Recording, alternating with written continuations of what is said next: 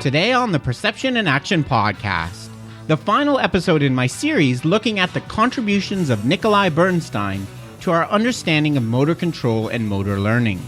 How did Bernstein's concept of repetition without repetition revolutionize the way we think about skill acquisition? How have researchers extended some of his ideas?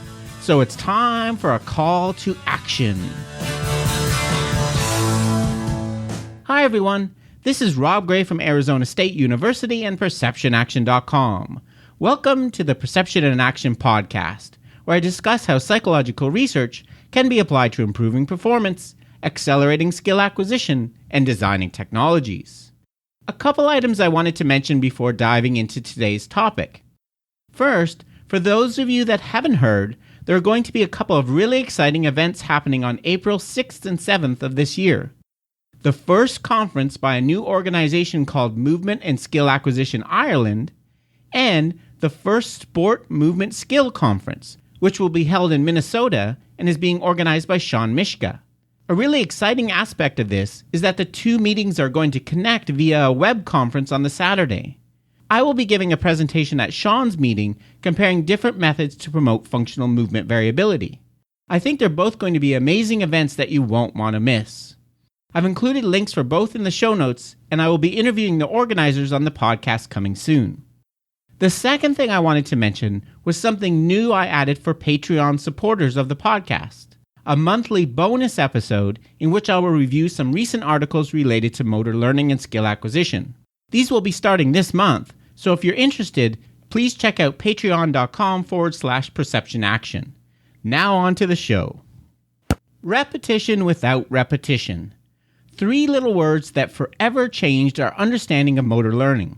Bernstein's famous phrase was, of course, born out of his observation that absolute repetition of any movement is impossible due to the inherent variability and complexity both in the internal environment of our body and the external environment in which we act.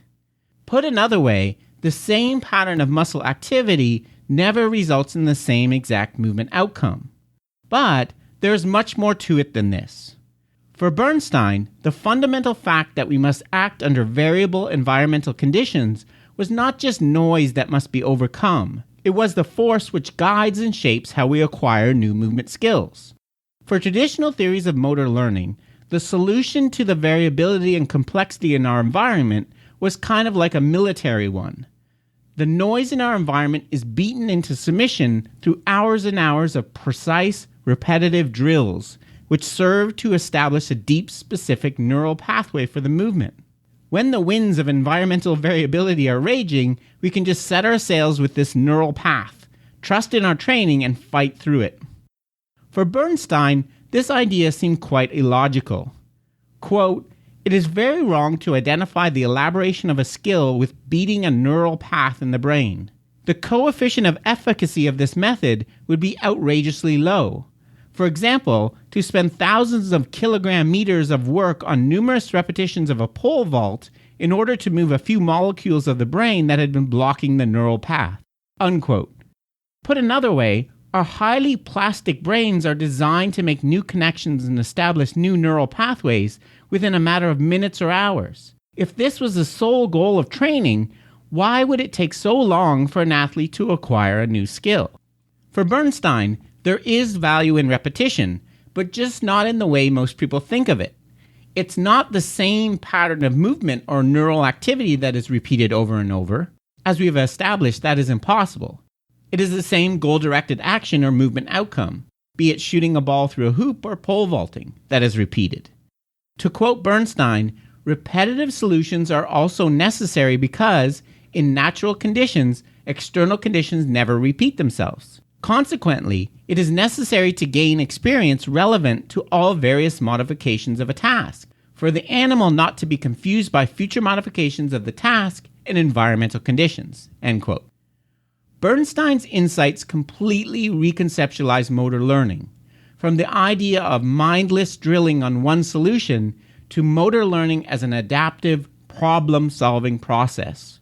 Quote, "Motor skills is not a movement formula, and certainly not a formula of permanent muscle forces imprinted in some motor center. Motor skills is an ability to solve one or another type of motor problem." End quote. In other words, skill acquisition is not the process of memorizing the one correct formula. It is learning chemistry, how to create your own formula for any set of ingredients you're given. These ideas, of course, are also the birth of the ecological approach to skill acquisition. If motor learning is a process of learning to solve problems and adapt to the environmental conditions, skill cannot be understood independently of a performer's ecology. Or in other words, keep them coupled. To support this conceptualization, Bernstein emphasized that we've been solving movement problems since we were infants, and in the vast majority of these instances, there was no one there giving us the solution. Quote, "Adherence to the view that exercise leads to beating a trail or imprinting a certain trace onto the nervous system somehow have never paid attention to an important fact. A human starts learning a movement because he or she cannot do it. At the beginning of a skill, there's nothing to be beaten, or worse, the only thing available for imprinting is wrong, clumsy movements." Unquote. In other words, if motor learning was just memorizing one solution, where do we get the right solution from in the first place? And how could we ever get better if we just start by repeating the wrong ones over and over? According to Bernstein, what an athlete develops in practice is, quote, "not the means for solving a given motor problem, but the process of its solution, the changing and improving of the means," unquote. This is the essence of repetition without repetition. What a performer learns is how to solve movement problems. What is repeated is not a specific pattern of movement or a specific solution, but rather skill develops through repetition of the process of solving movement problems. Recasting motor learning as problem solving, of course, has major implications for coaching, which I will touch on at the end of today's episode. But next, I want to dive into some theories of how exactly this problem-solving process occurs, in looking at some extensions of Bernstein's ideas. If one were to take the strongest form of Bernstein's idea that movements can never be repeated, then of course there would be a bit of a paradox. If each athlete produced completely variable movements, then it would be impossible to distinguish the styles or techniques of different athletes, which is of course not the case. Although we can't repeat the exact same movements, they are not completely random. There is some consistency within individuals and within particular skills to the movement solutions that emerge. Another issue with the strong repetition without repetition hypothesis is that if this were the case, there would be absolutely no constraints on the potential movement solutions. If our movements were truly different every time, the problem would be unsolvable. There must be some regularities for us to come up with some guiding principles. So how can we deal with these issues? For Bernstein, movement was not completely random and variable. There was some consistency in skill execution, but not in the movements themselves. Instead, the consistency was in the solutions to the motor problems posed to the performer. He argued that the intrinsic dynamic properties of certain movement solutions made them more stable and increased the probability that they would be reused. These properties would help guide the learner to find the optimal solution, and because intrinsic dynamics are different for everyone, they would lead to different athletes having their own signature solutions. I now want to look at a couple concepts that have been proposed which relate to this idea of intrinsic dynamics of movement solutions. In doing this, I will again be touching on trying to solve Bernstein's problems, which I discussed in the first 2 episodes of the series.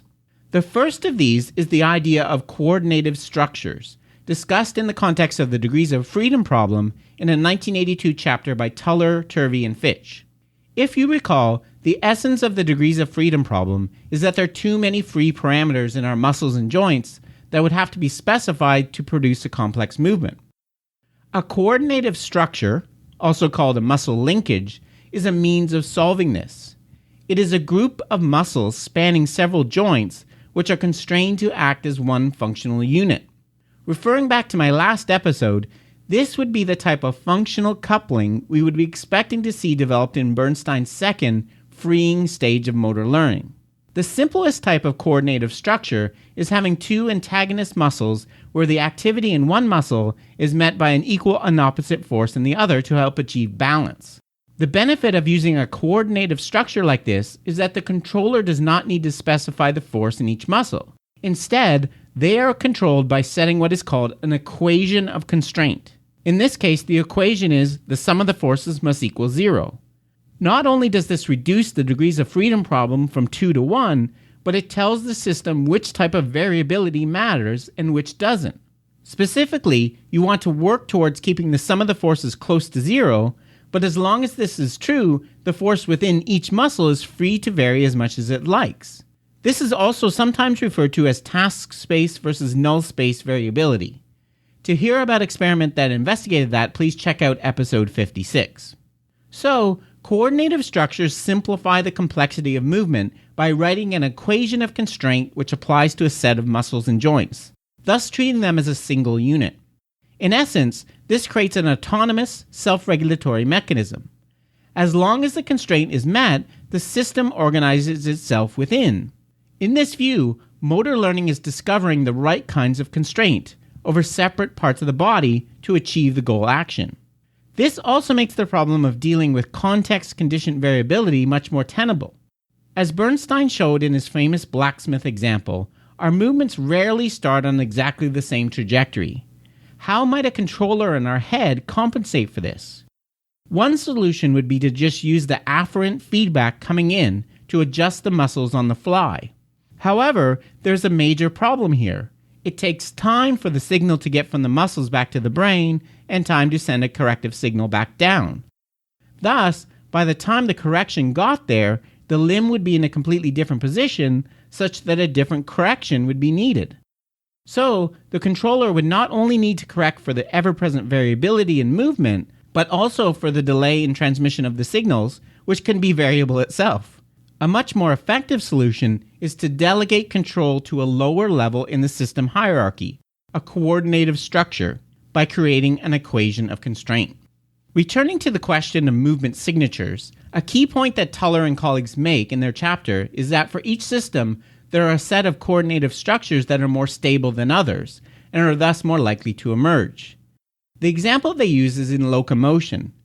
Although there are many different things we can do with the ankle, knee, and hip joints, for example, jump, squat, sit, etc., once we start walking, a remarkably systematic pattern emerges due to the equations of constraint written over the flexor and extensor muscles in each limb. No matter whether we walk or sprint, this system maintains distinct transfer and support phases of the step cycle. So in a nutshell, coordinative structures are rules which constrain a set of muscles and joints and movements, some of which are due to the intrinsic dynamics of our own bodies, others which must be discovered through problem solving and practice. Another set of related ideas that I wanted to discuss today is the work of Mark Latache. First, Latache has argued that we've been thinking about Bernstein's degrees of freedom problem incorrectly. Instead of being a problem for motor control that somehow must be solved by constraining the degrees of freedom in some way, in Latache's view, having multiple redundant ways to solve a movement problem is a good thing. The bliss of motor abundance, as he calls it. He argues that having multiple degrees of freedom is not a design flaw, but rather is useful and even necessary for many perceptual motor tasks. There are two main reasons why. First, this abundance of solutions allows us to still perform tasks successfully when the ideal solution is blocked from us for some reason. For example, someone steps in front of us when we're trying to go somewhere. A second benefit proposed by Latache is that this abundance creates a large amount of good variability in movement. That is, variance at the level of the elemental variables, the muscles and joints, that does not affect the overall performance level. So, similar to the null space variability I mentioned a few moments ago. In Latache's view, this good variability is beneficial because it allows us to perform secondary tasks and deal with unexpected perturbations in the environment.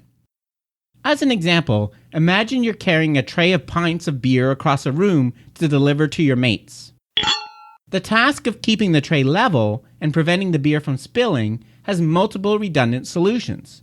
It can be achieved with many different joint angles and degrees of muscle contraction in your hands, arms, and shoulders. So there's a lot of good variability present.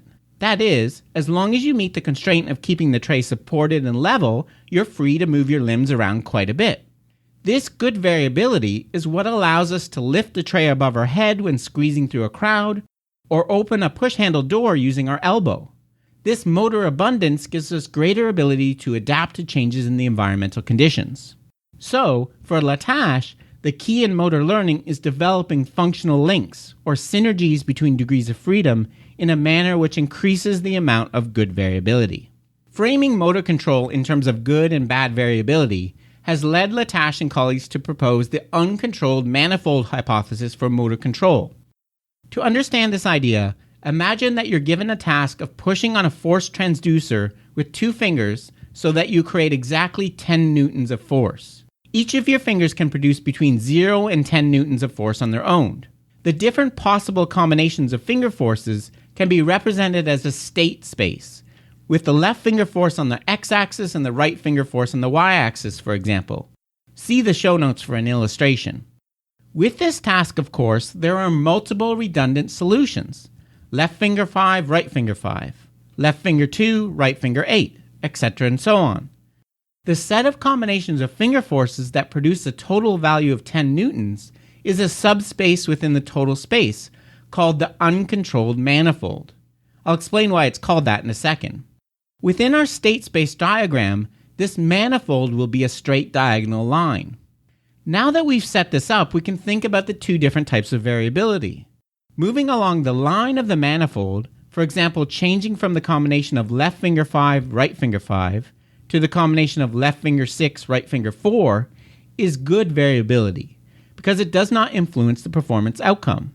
As long as we stay in the subspace of the manifold, we will always achieve the goal of producing a total force of 10 newtons. This variance along the manifold line is labeled var UCM in the analysis. The other type of variability we can have in this space are movements orthogonal to the manifold line. So, for example, changing from the combination of left finger 5, right finger 5, to the combination of left finger 4, right finger 4. This is, of course, bad variability, because it's pulling us away from our performance goal. We're now only producing 8 newtons of total force. This type of variability is labeled var ORT for orthogonal in the model. So, in principle, to achieve performance success, the system only needs to worry about controlling the orthogonal bad variability and can leave the good variability within the manifold uncontrolled. Thus the name. Imagine now that I have a group of participants repeat multiple trials of this force task and look at the different combinations of finger forces they choose to use. Using the uncontrolled manifold analysis, I can look at the ratio of good to bad variability in their performance. Let's consider some different possible results. Participant number 1 has a ratio of good to bad variability of exactly 1. This result is what we would expect if the participant was using one and only one solution to the task, for example, equal force of 5 newtons in each finger, and was correcting all variability that was pulling them away from this one combination of finger forces. This represents a complete lack of synergy in the system because the finger forces are not being used to compensate for each other in any way.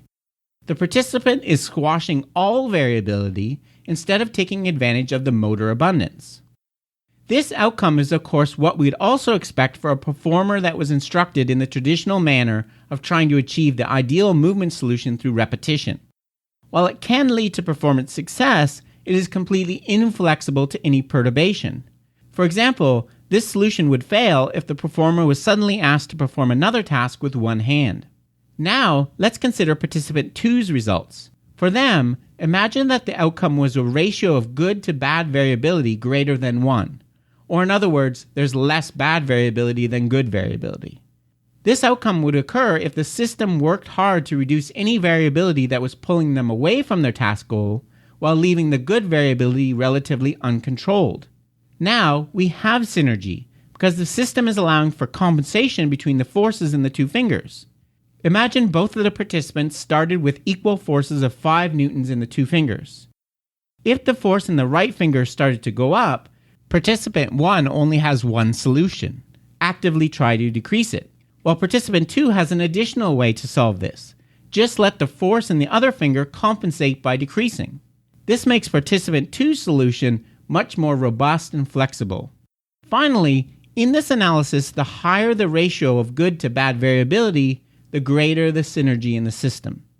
For me, this uncontrolled manifold hypothesis and the concept of good versus bad variability presents a really interesting way to look at the different processes that underlie successful performance in motor tasks.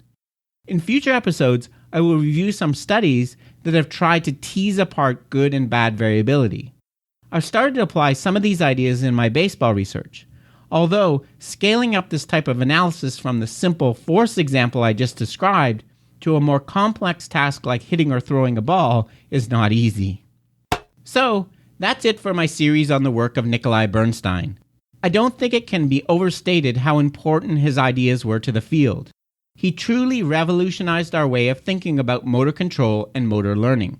Like any great scientist, he had a solid understanding of previous research and theories, carefully analyzed them to identify shortcomings, and then proposed highly innovative and elegant solutions that he explained very clearly.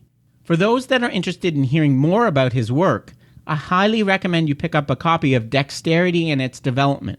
It includes some of Bernstein's writing, along with commentaries written by some of the luminaries in the fields of motor control and development. And it is all written in a very reader-friendly way. Also, of course, you haven't heard the last of Bernstein here on the podcast. I'm sure his name will pop up again in the future. But, like with all scientists, Bernstein's ideas do have some limitations. One of the biggest is that he mostly focused on the motor side of things and didn't really consider how we use perceptual information to guide our movements. That would have to wait for J.J. Gibson to sort out, which I'll be discussing in another series of episodes coming soon.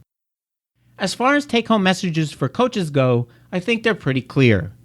If you accept Bernstein's idea that motor learning is not about memorizing a solution, but rather learning how to solve problems, then your job as a coach in designing practice is to create challenging problems for your athlete. And in letting your athlete solve these, jump in when you see lots of bad variability while letting the good variability be.